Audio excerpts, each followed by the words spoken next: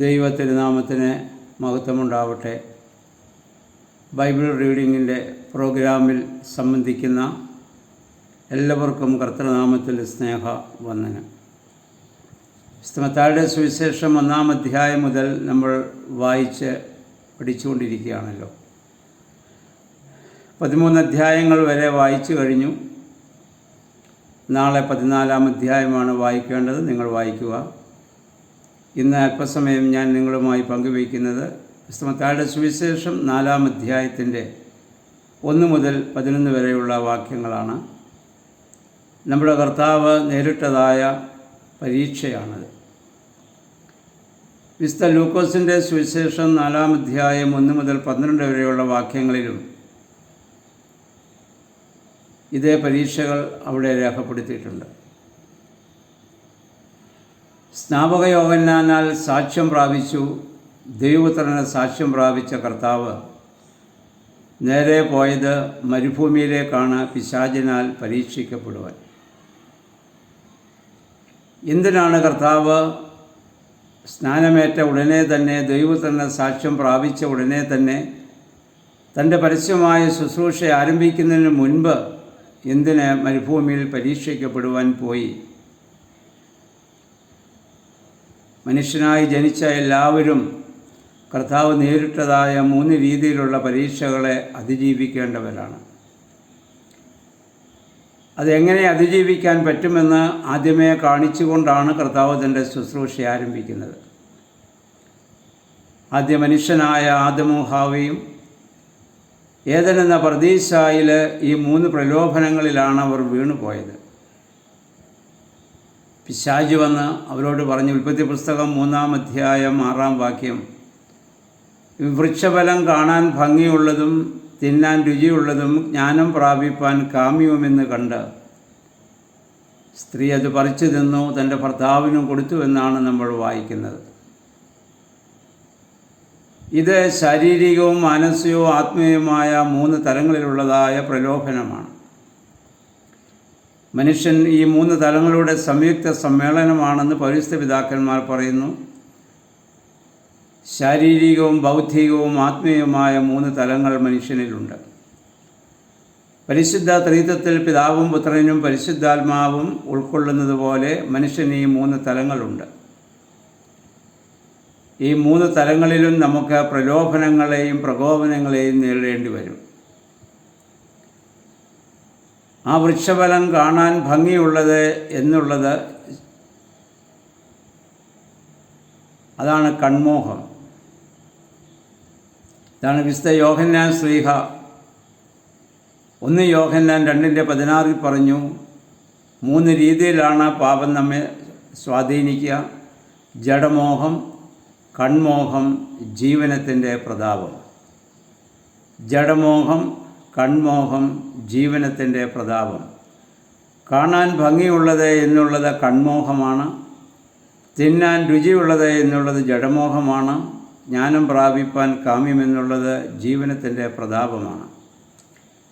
ആദ്യ മനുഷ്യർ ആയ ആദമും ഹവ്വയും ഈ പ്രലോഭനങ്ങളിൽ വീണുപോയെങ്കിൽ, 2-ാം ആദമായി വന്ന അഥവാ പൗലോസ്ലീഹായുടെ ഭാഷയിൽ ഒടുക്കത്തെ ആദമായി വന്ന നമ്മുടെ കർത്താവ് ഈ 3 പ്രലോഭനങ്ങളെ അതിജീവിക്കുന്നതാണ്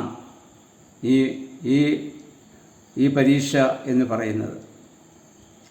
തൻ്റെ പരസ്യമായ ശുശ്രൂഷ ആരംഭിക്കുന്നതിന് മുൻപ് ഈ 3 പ്രലോഭനങ്ങളെ താൻ അതിജീവിക്കുകയും മനുഷ്യർക്ക് ഈ രീതിയിൽ അതിനെ അതിജീവിക്കാൻ സാധിക്കുമെന്ന് കർത്താവ് നമ്മെ പഠിപ്പിക്കുകയുമാണ്. ഈ 40 ദിവസത്തെ ഉപവാസവും പ്രാർത്ഥനയാണ് വാസ്തവത്തിൽ അടുത്ത 3-3.5 വർഷക്കാലത്തെ കർത്താവിൻ്റെ എല്ലാ പ്രവർത്തനങ്ങൾക്കും ശക്തിയും ചൈതന്യവുമായി മാറിയതെന്ന് നമുക്ക് മനസ്സിലാക്കാം. അതുകൊണ്ട് നമ്മുടെ കർത്താവും പറഞ്ഞു, ഉപവാസത്താലും പ്രാർത്ഥനയാലും അല്ലാതെ പൈശാചിക ശക്തികളെ നിങ്ങൾക്ക് അതിജീവിക്കുവാൻ സാധിക്കുകയില്ല എന്ന്. നോമ്പിൽ നമ്മൾ പ്രാർത്ഥിക്കുന്നു, നോമ്പ് ജയത്തിൻ്റെ അടയാളവും ശത്രുവാകുന്ന ദുഷ്ടൻ്റെ നേരെ തോൽക്കാത്ത ആയുധവുമാകുന്നു. നോമ്പ് ജയത്തിൻ്റെ അടയാളവും ശത്രുവാകുന്ന സാത്താൻ്റെ നേരെ തോൽക്കാത്ത ആയുധവുമാകുന്നു. ഈ ആയുധം ധരിച്ചാണ് നമ്മൾ പിശാചിനോട് ഈ ഭൂമിയിൽ എതിരിടേണ്ടത്. അതുകൊണ്ട് കർത്താവ് പറഞ്ഞു, പ്രാർത്ഥനയാലും ഉപവാസത്താലും പൈശാചിക ശക്തികളെ അതിജീവിക്കുവാൻ സാധിക്കുമെന്ന്. അപ്പോൾ കർത്താവ് ഈ പ്രലോഭനങ്ങളെ, ഈ 3 രീതിയിലുള്ളതായ പ്രലോഭനങ്ങളെ അവിടെ അതിജീവിക്കുകയാണ്. കർത്താവ് 40 ദിവസമാണ് മരുഭൂമിയിൽ ആ ഉപവാസത്തിലായിരുന്നത്. 40 എന്നുള്ളത് യഹൂദന്മാരെ സംബന്ധിച്ചിടത്തോളം പൂർണ്ണതയുടെ സംഖ്യയാണ്. 7 ഒക്കെ പൂർണ്ണതയുടെ സംഖ്യയായിട്ട് അവർ കണക്കാക്കുന്നു. യഹോവയായ ദൈവം, ഉൽപ്പത്തി പുസ്തകം 6, 7, 8 അധ്യായങ്ങളൊക്കെ നമ്മൾ വായിക്കുമ്പോൾ ജലപ്രളയം ഭൂമിയിൽ കൊണ്ടുവരുന്നു. അതിനു മുമ്പ് നോഹയോട് പറഞ്ഞു പെട്ടകം പണിയുവാൻ. നോഹയോട് എന്നിട്ട് യഹോവയായ ദൈവം പറഞ്ഞു, ഇനി 40 രാവും 40 പകലും ഭൂമിയിൽ മഴ പെയ്യും. അപ്രകാരം 40 രാവും 40 പകലും ഭൂമിയിൽ മഴ പെയ്തു, വെള്ളം പൊങ്ങി. നോഹയും കുടുംബവും ജീവജാലങ്ങളും ഒക്കെ അതിലൂടെ രക്ഷപ്പെട്ടു. അതിനുശേഷം മഴ നിന്നു. 40 ദിവസം കഴിഞ്ഞിട്ടാണ് മോശ പെട്ടകത്തിൻ്റെ കിളിവാതിൽ തുറന്നുവെന്നും വെള്ളം വറ്റിയോ ഇല്ലയോ എന്നറിയാൻ അടയാളം കൊണ്ടുവരുവാൻ ആദ്യം മലങ്കാക്കയും പിന്നെ പ്രാവിനെയൊക്കെ പറഞ്ഞുവിടുന്ന ഭാഗം നമ്മൾ വായിക്കുന്നുണ്ട്. അപ്പോൾ 40 എന്നുള്ളത് പൂർണ്ണതയുടെ ഒരു സംഖ്യയായി നമുക്ക് കാണാൻ പറ്റും. മോശ പർവ്വതമുകളിൽ പോയി 40 ദിവസം ദൈവസന്നിധിയിലായിരുന്നാണ് ദൈവത്തിൽ നിന്ന് കൽപ്പനകളെ അല്ലെങ്കിൽ ന്യായപ്രമാണത്തെ സ്വീകരിച്ചത്. നമ്മുടെ കർത്താവ് 40 ദിവസമാണ് മരുഭൂമിയിൽ ഉപവസിക്കുന്നത്. ഉയർത്തെഴുന്നേറ്റ കർത്താവ് 40 ദിവസം കഴിഞ്ഞതിന് ശേഷമാണ് സ്വർഗാരോഹണം ചെയ്യുന്നത്. നമ്മുടെ സഭയിൽ വിശ്വാസികൾ മരിക്കുമ്പോൾ 40 ദിവസം കൊണ്ട് പരദീസാപ്രവേശനം പൂർണ്ണമാകുന്നു എന്നുള്ള രീതിയിൽ 40 ദിവസം നമ്മൾ അവർക്ക് വേണ്ടി പ്രത്യേകമായ പ്രാർത്ഥനകളും വിശുദ്ധ കുർബാനകളൊക്കെ നമ്മൾ അർപ്പിക്കുന്നു. അപ്പോൾ കർത്താവ് ഈ 40 ദിവസം ഉപവസിച്ച് പ്രാർത്ഥിച്ചു. ആ ഉപവസിച്ചവനായ കർത്താവിൻ്റെ മുമ്പിലാണ് പിശാച് വന്നത്.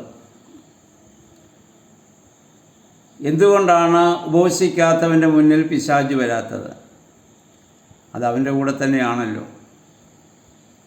ഉപവസിക്കുക എന്ന് പറഞ്ഞാൽ കൂടെ വസിക്കുക എന്നാണ് ആ വാക്കിനർത്ഥം. ദൈവത്തിൻ്റെ കൂടെ വസിക്കാനുള്ള നമ്മുടെ തീരുമാനവും പ്രവർത്തനവുമാണ് ഉപവാസം.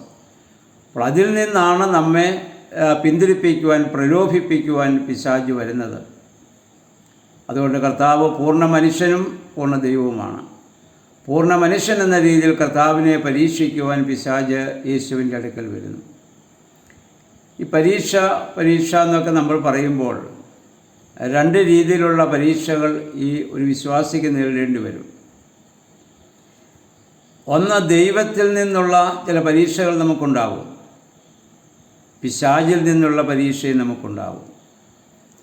രണ്ടിനും മലയാളത്തിൽ നമ്മൾ പരീക്ഷ എന്നൊരു വാക്ക് ഉപയോഗിക്കുമ്പോൾ ഇംഗ്ലീഷിൽ ഇതിന് 2 വാക്ക് ഉപയോഗിക്കുന്നുണ്ട്. ഒന്ന് ടെംപ്റ്റേഷൻ, മറ്റേത് പ്രൊബേഷൻ. ടെംപ്റ്റേഷൻ എന്ന് പറയുന്നത് പ്രലോഭനമാണ്. ഏതെന്ന പർദീസായിൽ പിശാച് ആദത്തെയും ഹാവയെ അവിടെ പ്രലോഭിപ്പിക്കുകയാണ് ചെയ്തത്. ഇത് വിലക്കപ്പെട്ട ഈ ഫലം ഭക്ഷിച്ചാൽ നിങ്ങൾ മരിക്കുകയില്ല, നിങ്ങളുടെ കണ്ണു തുറക്കും, നിങ്ങൾ ദൈവത്തെ പോലെയൊക്കെ ആകുമെന്ന് പറഞ്ഞ് അവരെ അവിടെ പ്രലോഭിപ്പിക്കുകയാണ് ചെയ്യുന്നത്. ദൈവം ഒരിക്കലും മനുഷ്യനെ പ്രലോഭിപ്പിക്കുകയില്ല. ദൈവം എന്നാൽ വിശ്വാസത്തെ പരീക്ഷിക്കും. അബ്രഹാമിൻ്റെ വിശ്വാസത്തെയൊക്കെ ദൈവം പരീക്ഷിച്ച സംഭവങ്ങൾ നമുക്കറിയാമല്ലോ. അതുകൊണ്ട് വിശുദ്ധ യാക്കോബിൻ്റെ ലേഖനം 1-ാം അധ്യായത്തിൻ്റെ 12 മുതലുള്ളതായ വാക്യങ്ങളിൽ ഇപ്രകാരം നമ്മൾ വായിക്കുന്നു. വിശുദ്ധ യാക്കോബിൻ്റെ ലേഖനം 1-ാം അധ്യായത്തിൻ്റെ 12 മുതൽ, പരീക്ഷ സഹിക്കുന്ന മനുഷ്യൻ ഭാഗ്യവാൻ, അവൻ കൊള്ളാവുന്നവനായി തെളിഞ്ഞ ശേഷം കർത്താവ് തന്നെ സ്നേഹിക്കുന്നവർക്ക് വാഗ്ദത്തം ചെയ്ത ജീവകിരീടം പ്രാപിക്കും. ഇവിടെ പറയുന്ന പരീക്ഷ സഹിക്കുന്ന മനുഷ്യൻ ഭാഗ്യവാനാണ്. ആ പരീക്ഷ സഹിക്കുന്നത് എന്തിനാണ്? കൊള്ളാവുന്നവനായി തെളിയാനാണ്. കൊള്ളാവുന്നവനായി തെളിയുന്നത് എന്തിനാണ്? കർത്താവ് വാഗ്ദത്തം ചെയ്ത ജീവകിരീടം പ്രാപിക്കുവാനാണ്. പിന്നീട് അദ്ദേഹം പറയുന്നു, പരീക്ഷിക്കപ്പെടുമ്പോൾ ഞാൻ ദൈവത്താൽ പരീക്ഷിക്കപ്പെടുന്നുവെന്ന് ആരും പറയരുത്. ദൈവം ദോഷങ്ങളാൽ പരീക്ഷിക്കപ്പെടാത്തവനാകുന്നു, താൻ ആരെയും പരീക്ഷിക്കുന്നുമില്ല. ഓരോരുത്തൻ പരീക്ഷിക്കപ്പെടുന്നത് സ്വന്തം മോഹത്താൽ ആകർഷിച്ച് വശീകരിക്കപ്പെടുകയാലാകുന്നു. മോഹം ഗർഭം ധരിച്ച് പാപത്തെ പ്രസവിക്കുന്നു, പാപം മുഴുത്തിട്ട് മരണത്തെ പെറുന്നു. അപ്പോൾ ദൈവം ദോഷങ്ങളാൽ ആരെയും പരീക്ഷിക്കുകയില്ല. അത് മോഹം കൊണ്ട് നമ്മെ പരീക്ഷിക്കുന്നത്, അല്ലെങ്കിൽ മോഹം നമ്മളിൽ ഉണ്ടാക്കി ആ പാപം ചെയ്യാനുള്ള ആ ഒരു അവസ്ഥയിലേക്ക് നമ്മളെ കൊണ്ടുപോകുന്ന പൈശാചികമായ പ്രലോഭനമാണ്. ഇവിടെ പിശാചാണ് യേശുവിനെ പരീക്ഷിക്കുന്നത്. നമുക്കറിയാം, കർത്താവ് എപ്പോഴാണ് പിശാച് അടുത്തു വന്നത്? യേശുവിന് വിശന്നപ്പോഴാണ്. ഇവിടെ പിശാച് അടുത്തു വന്നു എന്നൊക്കെ നമ്മൾ വായിക്കുമ്പോൾ നമ്മുടെ മനസ്സിലൊരു രൂപമുണ്ടാകാം. ഒരു വ്യക്തിയെ പോലെ പിശാച് യേശുവിൻ്റെ അടുത്തിൽ വരുന്നു, യേശുവിനോട് സംസാരിക്കുന്നു. അത് പറഞ്ഞിടത്തൊക്കെ യേശു തമ്പുരാൻ പോകുന്നു ദേവാലയത്തിൻ്റെ മുകളിലേക്കും അല്ലെങ്കിൽ മലമുകളിലേക്കൊക്കെ അത് കർത്താവിനെ കൂട്ടിക്കൊണ്ടു പോകുന്നു. അപ്പോൾ ഒരു ശാരീരികമായ തലത്തിൽ പിശാച് യേശുവിനെ നേരിട്ടുവെന്ന് അപ്രകാരം തന്നെ വിശ്വസിക്കുന്ന വേദപണ്ഡിതന്മാരുണ്ട്. എന്നാൽ അങ്ങനെയല്ല, കർത്താവിൻ്റെ മനസ്സിലൂടെ കടന്നുപോയ 3 പ്രലോഭനങ്ങളെ കർത്താവ് ഒരു കഥാരൂപത്തിൽ ആവിഷ്കരിക്കുകയാണെന്ന് പറയുന്ന വേദപണ്ഡിതന്മാരുമുണ്ട്. നമ്മളെ സംബന്ധിച്ചിടത്തോളം കർത്താവ് എങ്ങനെ ഈ പരീക്ഷകൾ അതിജീവിച്ചു എന്നുള്ളതാണ് പ്രധാനം. അതുകൊണ്ട് നമുക്ക് ആ വിഷയത്തെക്കുറിച്ച് നമുക്ക് ചിന്തിക്കാം. നമുക്കറിയാം, പിശാച് എപ്പോഴാണ് വന്നത്? അവന് വിശന്നപ്പോഴാണ്. എന്താണ് വിശപ്പെന്ന് പറയുന്നത്? ഇല്ലായ്മയാണ്. ഭക്ഷണത്തിൻ്റെ ഇല്ലായ്മയാണ് നമ്മിൽ വിശപ്പുണ്ടാക്കുന്നത്. നമുക്കറിയാം, ജീവിതത്തിൻ്റെ എല്ലാ തലങ്ങളിലും നമുക്ക് വിശപ്പുണ്ടാവും. സന്തോഷത്തിൽ വിശപ്പുണ്ട്, ദാരിദ്ര്യമുണ്ട്, അതാണ് ദുഃഖം. സമാധാനത്തിൽ വിശപ്പുണ്ട്, ദാരിദ്ര്യമുണ്ട്, അതാണ് അസമാധാനം അഥവാ കലഹമെന്ന് നമുക്കറിയാം. ആരോഗ്യത്തിൽ വിശപ്പുണ്ട്, ദാരിദ്ര്യമുണ്ട്, അതാണ് രോഗം. അറിവിൽ, ജ്ഞാനത്തിൽ ദാരിദ്ര്യമുണ്ട്, അതാണ് അജ്ഞത. സൗന്ദര്യത്തിലുണ്ട്, അതാണ് വിരൂപത. ജീവിതത്തിൻ്റെ എല്ലാ തലങ്ങളിലും ഈ ദാരിദ്ര്യത്തെ, ഇല്ലായ്മയെ നമ്മൾ നേരിടേണ്ടി വരും. ഇങ്ങനെ ഈ ദാരിദ്ര്യത്തെ അഥവാ ഇല്ലായ്മയെ, വിശപ്പിനെ നേരിടേണ്ടി വരുമ്പോഴാണ് പിശാച് അടുത്തു വരുന്നത്. അപ്പം നമ്മുടെ ജീവിതത്തിലും ദൈനംദിനം ഇത് നമ്മൾ നേരിട്ടുകൊണ്ടിരിക്കുകയാണ്. നമ്മളെല്ലാം പ്രാർത്ഥിക്കുന്നത് കർത്താവ് നമുക്ക് സമൃദ്ധി നൽകുന്നതിന് വേണ്ടിയിട്ടാണ്. അപ്പോൾ കർത്താവിനിവിടെ ഭക്ഷിക്കാനൊന്നുമില്ല. 40 ദിവസം വിശപ്പോ ദാഹമോ എന്തെന്ന് നമ്മുടെ കർത്താവ് പറഞ്ഞില്ല. കാരണം തൻ പ്രാർത്ഥനയിലും പിതാവുമായുള്ള വലിയ സംസർഗത്തിലായിരുന്നു എന്നുള്ളതാണ്. നമുക്കറിയാം, നമ്മൾ പ്രാർത്ഥിക്കുകയും ആരാധിക്കുകയും വേദപുസ്തകം വായിക്കുകയും ധ്യാനിക്കുകയൊക്കെ ചെയ്യുന്ന സമയത്ത് വിശപ്പോ ദാഹമോ ഒന്നും നമ്മളെ കാര്യമായി അലട്ടാറില്ല. അത് കഴിയുമ്പോഴാണ് നമുക്ക് വിശപ്പും ദാഹവും ഒക്കെ തോന്നുക. അപ്പോൾ ദൈവത്തോടൊപ്പം ദൈവികമായ തേജസ്സിൽ കഴിഞ്ഞവനായ നമ്മുടെ കർത്താവിന് 40 ദിവസം വിശപ്പോ ദാഹമോ അറിഞ്ഞില്ല. മോശയും 40 രാവും 40 പകലും പർവ്വത മുകളിലായിരുന്നു. അവിടെ എന്തെങ്കിലും ഭക്ഷിച്ചതായി നമ്മൾ വായിക്കുന്നില്ല. അപ്പോൾ അത് കഴിയുമ്പോഴാണ് വിശപ്പുണ്ടാവുക. അപ്പോഴാണ് പിശാച് കർത്താവിനെ സമീപിക്കുന്നത്. പ്രിയമുള്ളവരെ, ആദ്യം കർത്താവ് നേരിടുന്നത് ശാരീരിക തലത്തിലുള്ളതായ ഒരു വലിയ പ്രലോഭനമാണ്. ആ പ്രലോഭനം എന്തായിരുന്നുവെന്നും കർത്താവ് അതിനെ എങ്ങനെ അതിജീവിച്ചെന്നും അടുത്ത ക്ലാസ്സിൽ നമുക്ക് ചിന്തിക്കാം. അങ്ങനെ 3 പ്രലോഭനങ്ങളെ കർത്താവ് എങ്ങനെ അതിജീവിച്ചു എന്നുള്ളതാണ് ഇതുമായി ബന്ധപ്പെട്ട് പറയുവാനായിട്ട് ആഗ്രഹിക്കുന്നത്. അപ്പോൾ അത് നമുക്ക് ഈ വേദഭാഗം നിങ്ങൾ വായിക്കുകയും ചിന്തിക്കുകയും ധ്യാനിക്കുകയും ചെയ്യുക. അതിൻ്റെ ആന്തരികമായ മർമ്മങ്ങളെ ഗ്രഹിക്കുവാൻ, ദൈവം നമ്മുടെ ബുദ്ധിയെ പ്രകാശിപ്പിക്കുവാൻ പരിശുദ്ധാത്മാവിനോട് നമുക്ക് പ്രാർത്ഥിക്കാം. ഇതിൻ്റെ തുടർച്ചയായുള്ള ഭാഗം നാളെ നമുക്ക് ചിന്തിക്കാവുന്നതാണ്. ദൈവം നിങ്ങളെ അനുഗ്രഹിക്കുമാറാകട്ടെ.